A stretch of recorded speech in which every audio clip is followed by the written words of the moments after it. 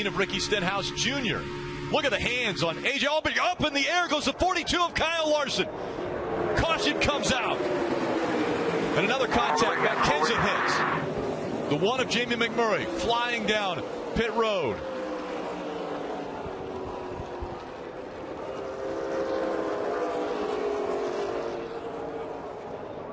Kyle Larson up in the air, right in front of the grandstands. See him removing the steering wheel. A lot of damage to Kurt Busch's 41.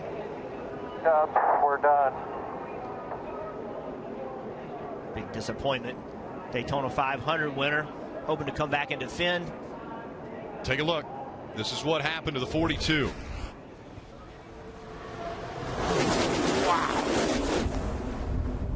How did he get back on the ground without flipping?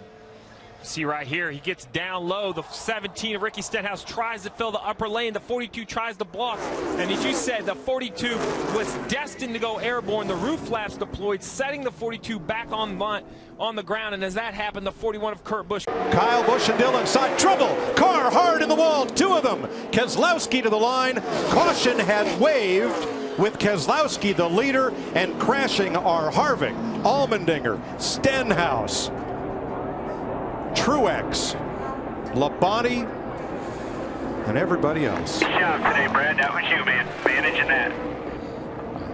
I don't know how to explain this. I've never seen anything like this ever. Bumper cars. I've never seen 200 miles per hour. I don't know how to explain it.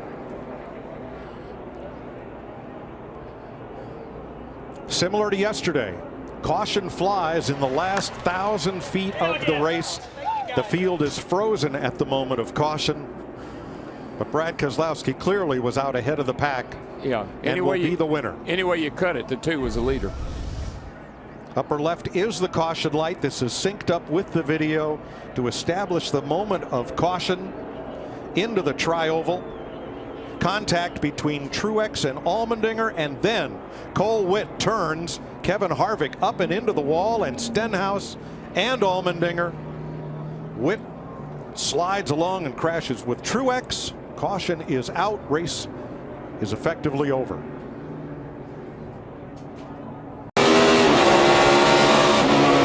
No trouble. Ryan Newman hard into the wall. Michael McDowell hard into the wall. Caution's out, caution's out. Terrible crash. Hey, look right over here. You can see, like, not Ryan Newman overran that corner just a little bit. You see quite a few cars over there. Come back on the track. Contact between Biffle and Newman.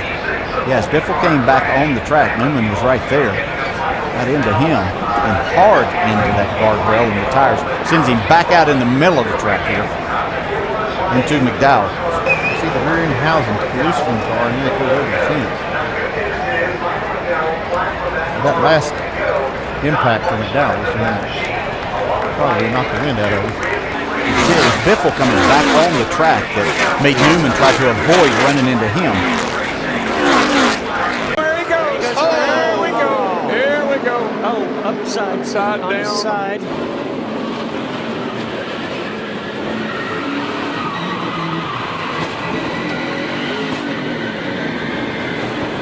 Well, AJ, that was a humdinger. Yes, it was, and that's there he is upside down, and I hope he's all right. I see him moving around in there. I don't think there's any issue with him. Yeah, you just can't push on the left side of that rear bumper. Well, you just can't keep pushing. He got into the 24 and just kept on pushing. But Mike, I'm telling you, I started my first race here in 1972. This was what I worried about. 1970, 45 years ago, and here we are. The 24 here, he's pushing him, and he just gets over to the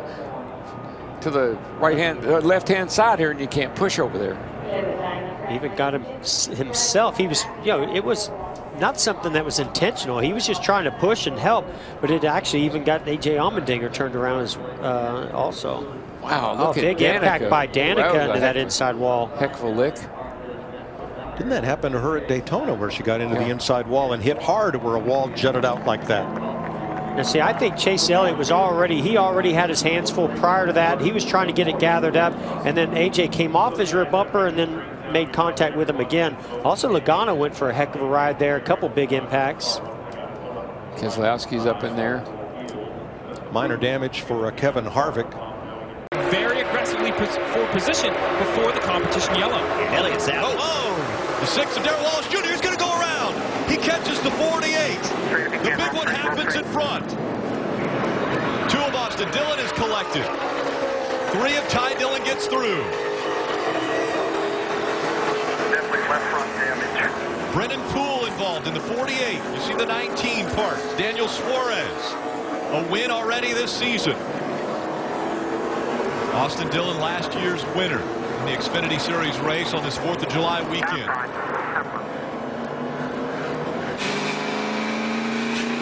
This is everybody's fear at Daytona and Talladega, getting in a wreck. You didn't start it. You had nothing to do with it, but you get torn up.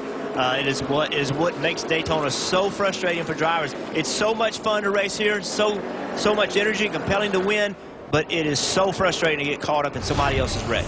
We saw Joe Nemechek, Justin Marks. Take a look at what happens. It all starts right here with Darrell Wallace Jr. and Brennan Poole. You see trying to help the 48, trying to help the 6, but as the 6 moves left to right with contact with the bumper, it spins it out. Heavy contact between the 42 and the 2. The 2 gets airborne, but safely comes back on the tires. And that is why NASCAR does not want these guys locking bumpers. It's why they don't want pushing. And again, it creates this rule. And there's a caution. Oh, big wreck down the backstretch. Big wreck. And you can have that. Oh, my.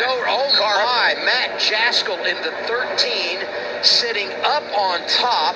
Jesse Little. And the 92 closest to you there is Josh Williams. Spectacular. He was up in the air for a little bit here. Wow, I hope everybody's okay.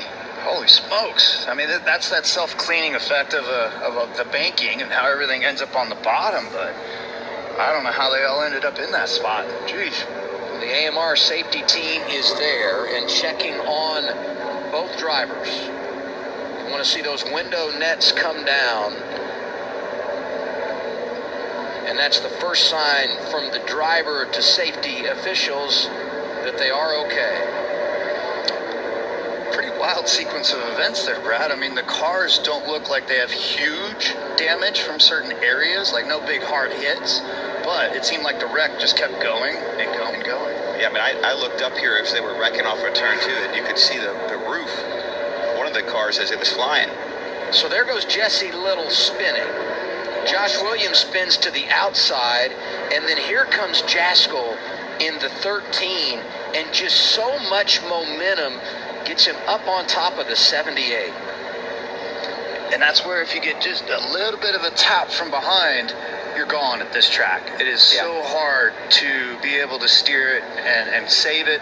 One car spinning inside, one car spinning the outside, and I believe Jaskell is trying to check up and gets hit, and that's where this moment here where he just backs over the front end of that car. He jumps up in front of that outside line. Now the inside line falls back. 3 forwards and outside line organized to push and help each other.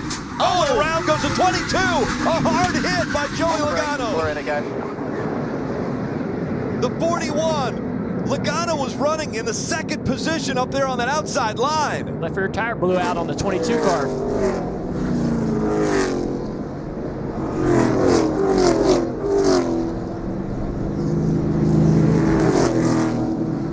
That's how fast things change here. Suspension.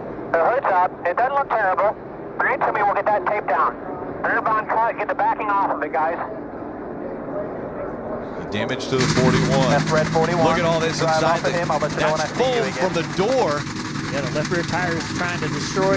You look down at the bottom of the screen. The left rear tire is blown out, and it's ripping away all of the crush panels, starting to tear into the foam that's in the left side door. And look at the force of that tire. Look at Joey's whole body shaking. He's trying to get back without doing more damage. Using that opening for the air duct to see where he's going. The whole hood is off this car. And you can see the top of the hood is that gray area. I think it took the whole hood pin bar and everything out. I'm not sure. They're going to have to tape this off. Low side. Carl spins a little. Come on, he's sideways. Oh, now it gets into Joey. Joey's into the bar and the car's upside down. On this side is Clint. Yellow's out. Yellow is out. Yellow is out. Wallace gets into it. The 14 of Bliss gets into it. Red flag immediately. Stop on the back. They want you to stop on the back. They are stopping everyone on the He got loose or backstretch. something. I just in the throttle. He got loose. I touched him, guys. See, Carl got loose right there. So did Joey. Joey's got out. loose. Yeah, Carl never touched him right there. No, he never did. Wow. He thinks he did, but he didn't. Yeah, no, he never touched him. So when they see the video, but look what happens behind. Eric Almirola does not escape this one this time in the 88. Yeah, so many good Mike cars Bliss involved there. Yeah. Had a great run all day. Watch this one more time. This is just two drivers just giving it everything they could, but you can see Joey was in the gas, slid up to where out of the groove, there's no grip there whatsoever. And Boyer got the worst of it. Yeah. Yeah. Jason White, and around they go. That will bring the caution out as Joey Coulter goes flying into the catch fence just past the start-finish line, and that will mean John King will win at Daytona. The caution came out just as the pack made it past the start-finish line. Maybe the least experienced driver we had in the field. John, pass them. John, pass them. Slowly, gently pass them. Pass them, pass them, pass them, pass them, pass them. There you go. There you go. Slow it down now. Slow it. John King wins his first ever Camping World Truck Series race in just his 8th start. He becomes the 3rd driver to score his first career win at Daytona, and this is how it happened as far as the caution coming out. Look back in the middle there, the 22 of Joey Coulter. A little bit of contact with the 31 of James Busher. Gets up into the catch fence, and man, does that catch fence do its job. And of course, Ty Dillon slipped right through again. See Ty there in the truck with the bright neon orange, just slips right through. I'm just glad Coulter's okay. That was wild looking. Oh, we got a crash. 48 goes around. The big one happening. The one's upside down. Big wreck behind you. Kurt Busch climbed all over the top of the 41 of Custer. The 2 is around. Playoff contenders involved. Kurt Busch won a week ago. He's safe into the round of 8. Everyone else is still fighting for points and positions. The 62, Brendan Gaughan, his final NASCAR race was taking place, and he has severe damage to that car.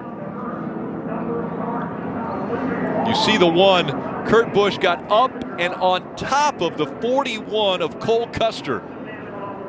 Yeah, I'm good. I'm good. Tell me the 22 has something to do with that. You see the AMR safety team on the track.